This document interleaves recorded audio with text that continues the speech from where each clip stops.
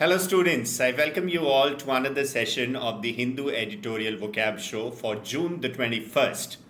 तो चलिए शुरू करते हैं इस सेशन को. बिफोर आई स्टार्ट बता दूं कि जो लोग मेरे टेलीग्राम ग्रुप में नहीं ज्वाइन किए हो, please ensure that you people join.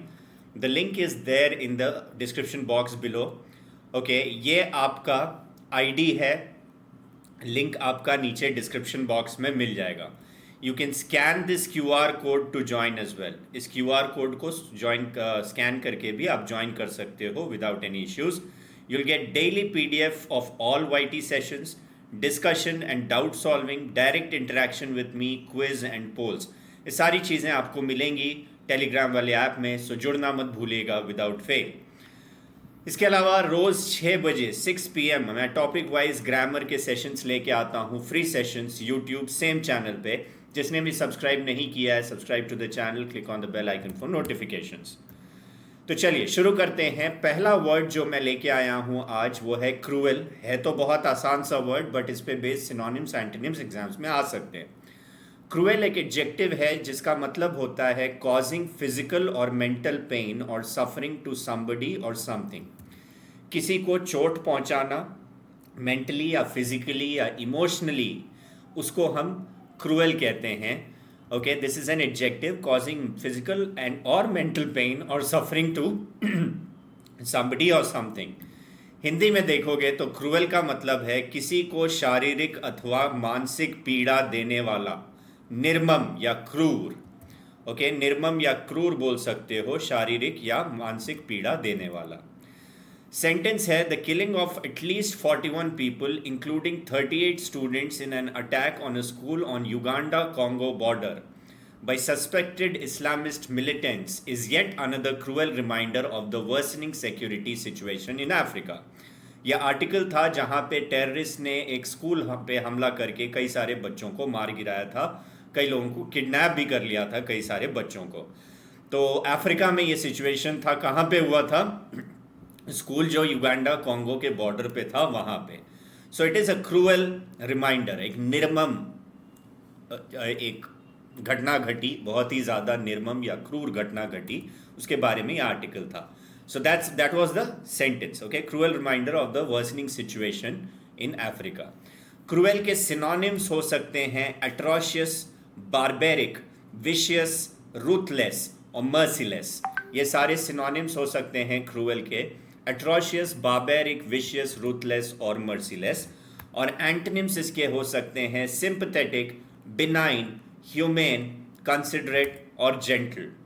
Okay, sympathetic बोलो, बिनाइन, ह्यूमेन, जेंटल और कंसिडरेट. इन सभी का मतलब होता है काइंड. ओके, क्रूरता न करना, काइंडनेस दिखाना. That is gentle, sympathetic, benign, humane and considerate. ये सारे एंटोनिम्स हो सकते हैं. नाउ अगला वर्ड जो लेके आया हूं दैट इज एलाइड. ओके, ये वर्ड क्या है? This word is allied. ध्यान से समझिएगा. एलाइड का मतलब होता है यूज्ड अबाउट ऑर्गेनाइजेशंस और countries etcetera having an agreement to work together and support each other. Okay, generally organisations या कंट्रीज के लिए बोला जाता है जिनके आपस में अग्रीमेंट हो एक साथ काम करने के लिए या एक दूसरे को सपोर्ट करने के लिए. That is allied. हिंदी में संगठन, देश आदि एक साथ काम करने और एक दूसरे का समर्थन करने के लिए संदिग्ध.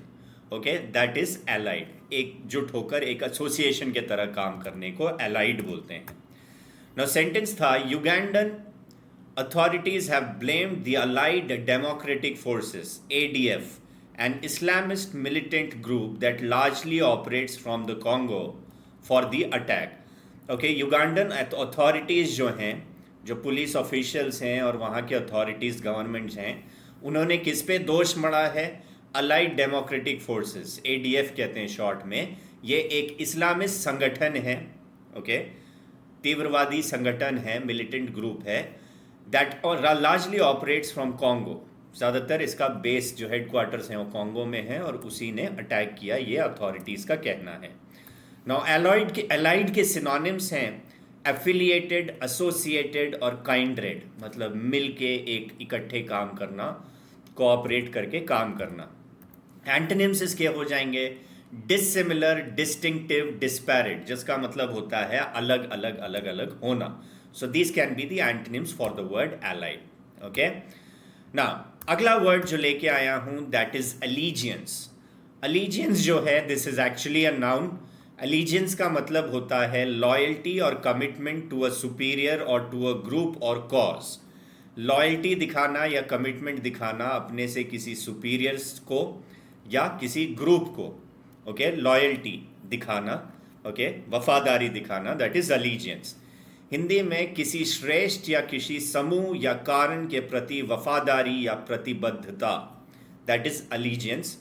सेंटेंस था, ध्यान से देखिए.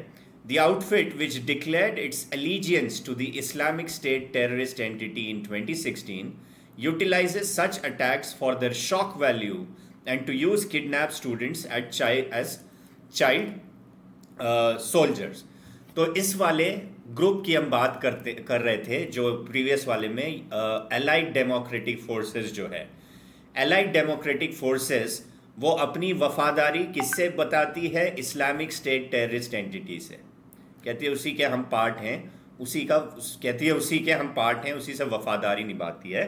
इन 2016, ओके, यूटिलाइजेस सच अटैक्स. ये ऐसे अटैक्स इसलिए करते हैं कि उनका शॉक वैल्यू बरकरार रहे. ऐसे अटैक्स करके लोग बहुत शॉक्ड हो जाते हैं. वो चाहते हैं कि लोग ऐसे ही डर और शॉक में रहें, और इसलिए भी अटैक्स करते हैं कि स्टूडेंट्स को किडनैप कर सकें, चाइल्ड सोल्जर्स बना के रखें और अपने संगठन के लिए लड़ाई के लिए ट्रेन करें अपने संगठन में ही. ओके, सो अलीजियंस के सिनोनिम्स हो सकते हैं लॉयल्टी, फेथफुलनेस, फिडेलिटी और ओबीडियंस. लॉयल्टी बोलो, फेथफुलनेस, फिडेलिटी और ओबीडियंस, ये सिनोनिम्स हो जाएंगे एलिजियंस के. एंटोनिम्स हो जाएंगे एपथी, डिसलॉयल्टी, ट्रेचरी और सेडिशन. जहाँ पे लॉयल्टी ना दिखाना, दैट इज एपथी और नॉट केयरिंग अबाउट समथिंग.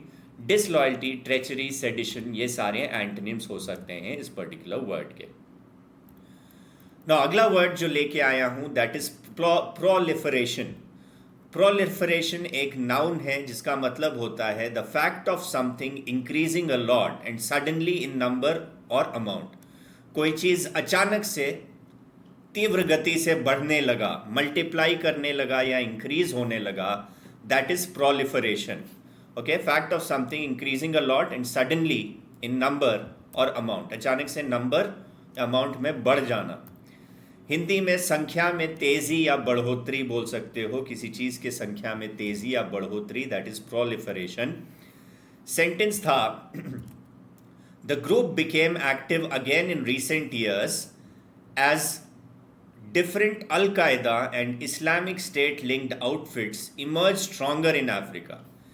ये वाला जो एलाइड डेमोक्रेटिक फ्रंट है वो एक्टिव हो गया अभी रिसेंट ईयर्स में. अलकायदा और Islamic state linked outfits emerge stronger in Africa. Okay, जब ये आउटफिट स्ट्रॉन्गर हुए तो वो भी दोबारा स्ट्रॉन्गर हो गया, particularly after the north Atlantic treaty और ऑर्गेनाइजेशन. नेटो के जो फोर्सेस हैं उन्होंने इन्वेड करके लिबिया में they brought down the regime of Muammar Gaddafi. याद होगा, नेटो ने अटैक करके मुअम्मर गद्दाफी को मार गिराया था. इसके कारण सिविल वॉर आ गया, सिविल वॉर शुरू हो गया, and it triggered a proliferation of weapons in the hands of militant groups across the continent. Okay, खूब proliferation, खूब weapons सबके हाथों में आ गए, सभी लोग weapons रखने लगे. तो weapons बहुत बढ़ गई जब सिविल वॉर हुआ था मुअम्मर गद्दाफी के ख़त्म होने के बाद, उसके मृत्यु के बाद, जब उसे मार गिराया गया नेटो के द्वारा. सिनोनिम्स आपके हो जाएंगे प्रोलिफरेशन के एक्यूमुलेशन, एक्सपेंशन, इंक्रीज और ऑगमेंटेशन. सभी का मतलब होता है बढ़ोतरी. एंटोनिम्स इसके हो जाएंगे रिडक्शन, डिमिन्यूशन, श्रिंकेज और कॉन्ट्रैक्शन. इन सभी का मतलब होता है कमी हो जाना, कोई चीज़ कम होने लगना, that is reduction, diminution, shrinkage और कॉन्ट्रैक्शन. नाउ अगला वर्ड जो है दैट इज ग्रेव. ग्रेव जो है ये एक एडजेक्टिव है. हालांकि ग्रेव एक नाउन के तरह भी यूज़ किया जाता है जिसका मतलब होता है कब्र, उसको भी ग्रेव बोलते हैं. बट जो सेंटेंस में था वो ग्रेव एडजेक्टिव के तरह था जिसका मतलब होता है समथिंग विच इज़ बैड और serious, something that is extremely bad और serious, that is grave. Hindi में प्रतिकूल या गंभीर बोल सकते हो ग्रेव का. नाउ सेंटेंस क्या था देखो, the situation in Uganda is particularly grave, बहुत ही एक्सट्रीम, बहुत ही खराब, बहुत ही सीरियस है युगांडा में situation. Under mister Museveni, who has been in power since 1986, the country has never been stable और पीसफुल. ओके, जो मिस्टर मुसेवेनी हैं उनके अंडर में पूरी कंट्री है. ओके, सो 1986 से लेके अभी तक वो कभी भी ये कंट्री स्टेबल नहीं हो पाया है, हैज नेवर बीन स्टेबल और पीसफुल. That's the meaning. ठीक है, तो ग्रेव के सिनोनिम होंगे डेंजरस, हजार्डस, पेरिलस और ग्रीवस.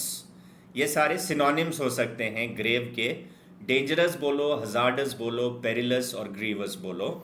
एंटोनिम्स हो जाएंगे सेफ, इनॉक्यूअस, हार्मलेस और नॉन हजार्डस.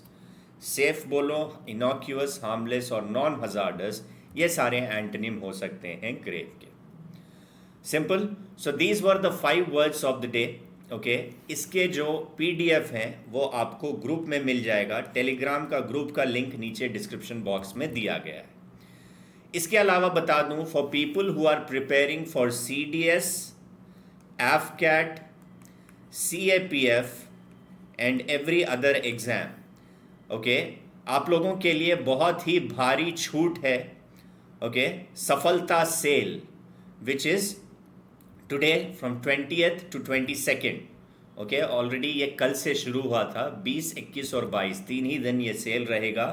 इसमें आपको हेविली डिस्काउंटेड प्राइसेस में आपको सारे कोर्सेज मिल जाएंगे. ये कोड यूज़ करिएगा जोश कोड यूज़ करने पर आपको डिस्काउंटेड रेट्स में मिल जाएंगे. इसके अलावा फ्री टेक्स्ट बुक पास भी मिल रहा है आपको इसके साथ. 6 मंथ सब्सक्रिप्शन.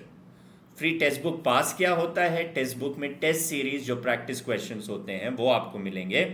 बट ये कोड यूज़ करना पड़ेगा तभी आपको डिस्काउंटेड प्राइस मिलेगा. अगर आप CDS, CAPF, CRPF कांस्टेबल तीनों या AFCAT के लिए प्रिपेयर कर रहे हो तो this is the best time to take the offer, to take the subscription because you got great offers.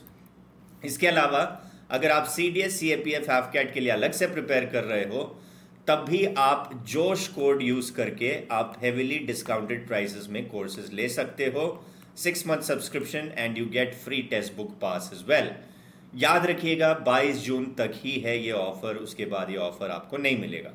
So whosoever feels that your preparation is not good enough or your basics are not strong enough, you should enroll yourself into these courses to take your preparation to the next level. In courses में join करिए अपने preparation को अगले level पे पहुंचाने के लिए. सो that was it in this session. Hope you enjoyed and learn from it. Do like, share and subscribe. मैं मिलूंगा आपसे अगले सेशन में. तब तक के लिए good bye, stay safe, take care everyone, bye bye.